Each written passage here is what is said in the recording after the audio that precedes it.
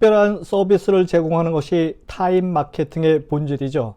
최근 들어 모바일과 SNS가 널리 퍼짐에 따라서요, 소비자 라이프 스타일에 대한 분석, 그리고 마케팅 대상에 맞춰서 목표 고객이 쉬워진 것도 한 원인이 됩니다.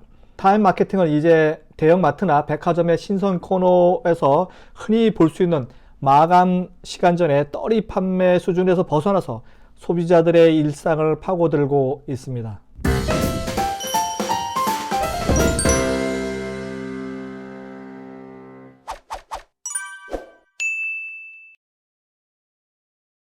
안녕하세요. 유통구단 김앤커머스 대표 김영호입니다. 오늘 유통전략 43번째 시간 현대판 타임 마케팅이란 편입니다. 우선 제가 질문 하나 한번 시작해 볼게요.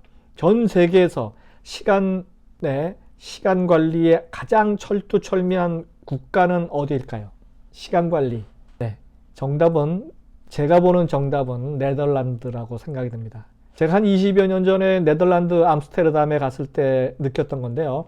대중교통의 수단인 기차나 버스 등의 대중교통 출발 시간을 보니까 출발 시간이 5분 단위나 10분 단위가 아니고 8시 14분, 15시 26분, 22시 21분 등으로 표시된 것이 상당히 많더군요.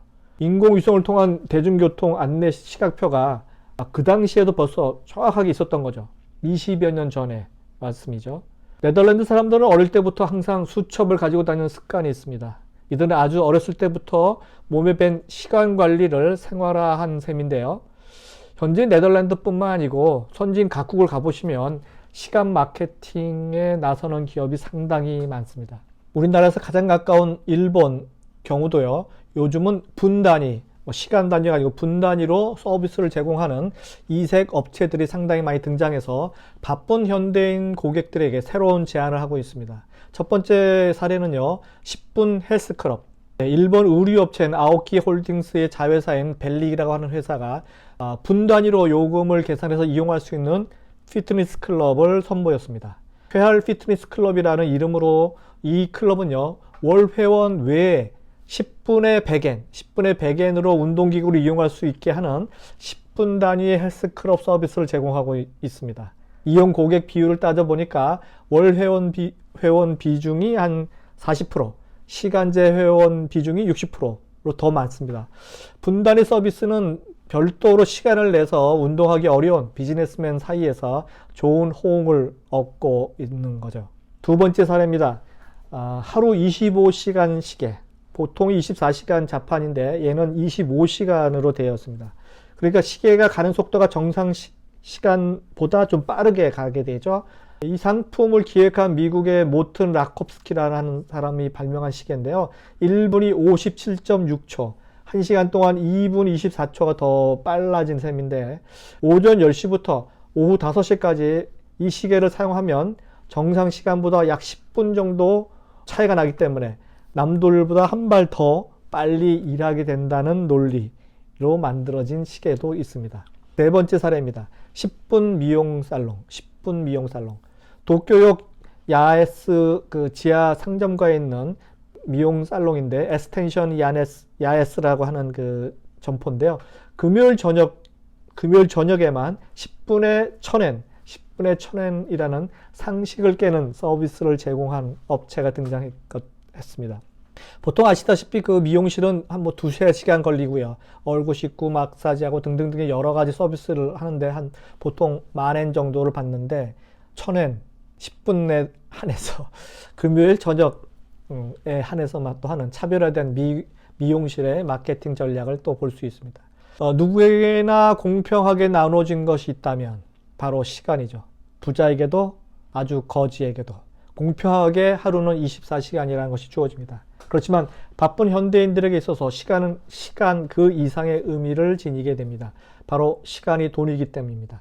바쁜 현대인들은 대상으로 하는 사업은 이 시간을 현금화할 수 있도록 도움을 주어야만 합니다.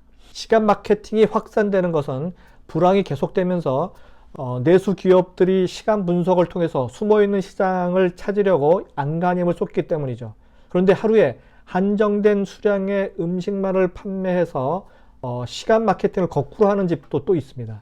한정된 수량만 판매해서 매진이 되면 바로 문을 닫는 방식의 독특한 비즈니스 모델을 구축한 회사인데요.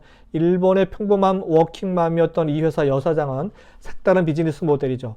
그래서 경영 실적도 높이고 직원들의 행복 지수도 높인다. 두 가지 토끼를 잡은 사례입니다.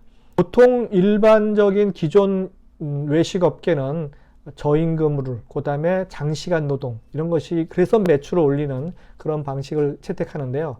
이런 방식으로는 오랫동안 비즈니스를 지속할 수 없다는 것이 이분의 생각입니다. 그래서 아무리 잘 팔려도 100개만 판다. 하루에 100개만 판다. 그래서 야근은 없다. 야근 제로를 경영 목표로 삼은 그 여사장의 그 스테이크 덮밥집인 하쿠쇼쿠아라고 하는 그 집은 영업시간이 보통 하루 평균 3.5시간에 불과하지만 고객이 10,000원입니다.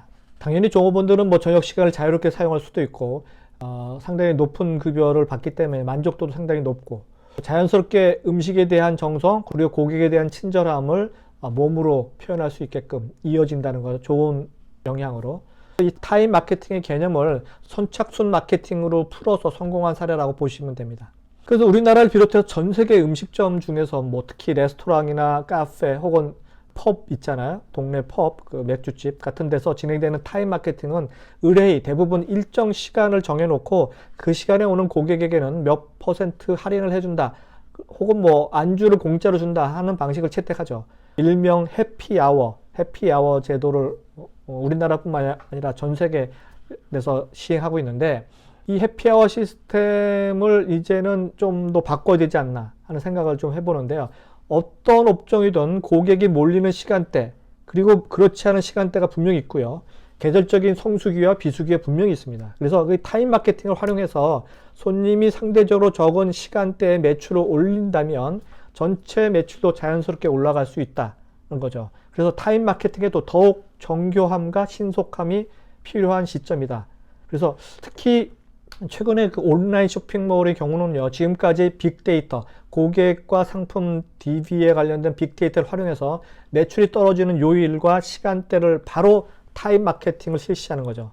그리고 그것을 SNS로 알리고 고정 고객을 제때 활용할 수 있는 이런 리얼타임 마케팅을 함께 하는 것으로 발전 중에 있는 것입니다. 즉, 해피아워, 기존의 해피아워는 미리 지정된 시간에만 해피아워의 시스템이 작동됐는데 그것을 실시간으로 하자는 거죠. 지금까지의 우리가 갖고 있는 빅데이터를 이용해서 그만큼 고객에 대한 정보, 상품에 대한 정보, 매출에 대한 정보가 다 갖고 있기 때문에 매출이 좀 떨어지는 그때 바로 해피아워 이벤트를 실시하고 그것을 SNS에 퍼뜨리고 이런 것들이 상당히 원활하게 IT의 발달과 함께 이루어질 수 있는 타임 마케팅이 더욱더 진화하고 정교해지고 신속하게 된다는 것을 의미한다는 것 꼭 기억하시고 지금은 빅데이터 리얼타임 세상 아닙니까?